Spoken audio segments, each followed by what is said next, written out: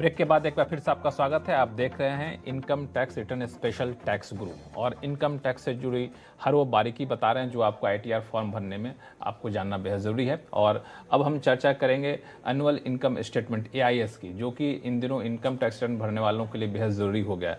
तो ये जो एआईएस है गौरी, मैं मान के चलता हूँ जो लोग आईटीआर फाइल कर रहे हैं उनको एआईएस ज़रूर देखना चाहिए। जी बिल्कुल। देखिए, पहले 26 एएस मेन डॉक्यूमेंट हुआ करता था। आज भी 26 एएस मेन डॉक्यूमेंट है, लेकिन इसी के साथ साथ एआईएस भी एक डॉक्यूमेंट ऐड हो चुका है पिछले साल से, जिसके अंदर बहुत डिटेल में जानकारी दी जाती है।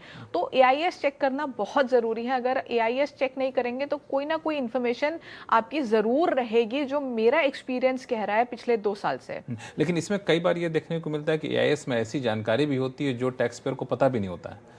कई बार वो जानकारी गलत भी होती है तो सही भी होती है। सबसे पहली बात तो सवाल तो ये कि अगर मान लें गलत जानकारी तो कैसे ठीक करें?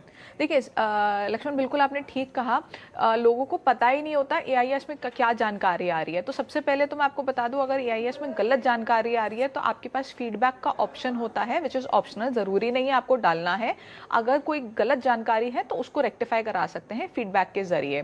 दूसरी बात यह है, बड़ी इंटरेस्टिंग बात है कि इस बार ये, और पिछली बार भी ये एक्सपीरियंस किया था, इस बार तो बहुत ज़्यादा एक्सपीरियंस किया है ये, कि क्लाइंट्स को पता ही नहीं है कि उनका कैपिटल गेन भी आ रहा है। कोई क्लाइंट आता है, वो कहते हैं जी हमारी तो खाली सैलरी इनकम है, और अपना फॉर्म 16 दे के चले जाते हैं। हम उनका एआईएस चेक करते हैं तो पता लगता है कि उनकी तो कैपिटल गेन भी हुई है, और काफ़ी अच्छे बड़े बड़े अमाउंट्स की कैपिटल गेन है जो उनको पता ही नहीं है। फिर वो अपने ब्रोकर से बात करते हैं तो पता लगता है कैपिटल गेन है।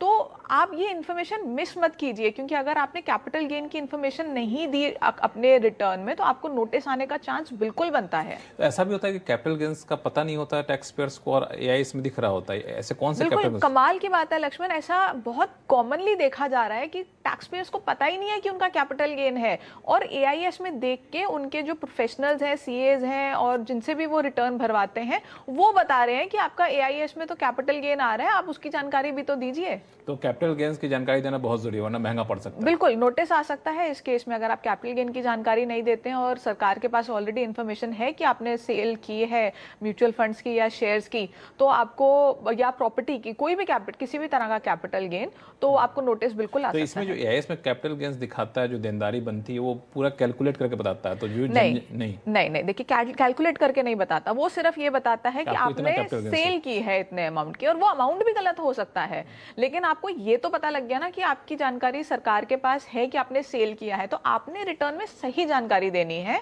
और सही रिटर्न में देनी है। जैसे अगर आपका कैपिटल गेन नहीं है तो आप तो आईटीआर 1 भर देंगे, कैपिटल गेन है तो आपको आईटीआर 2 भरनी है। तो आपको इस चीज का भी ध्यान रखना है कि आप कौन सी रिटर्न चूज कर रहे हैं। तो ये बड़ा ही खतरनाक सा फॉर्म है, फॉर्म 6 एआईएस। मुझे लगता है इसको हर किसी को जानना चाहिए, और कोई इनकम आप छुपाना चाहते हैं तो छुपा नहीं सकते, इसलिए बिल्कुल ईमानदारी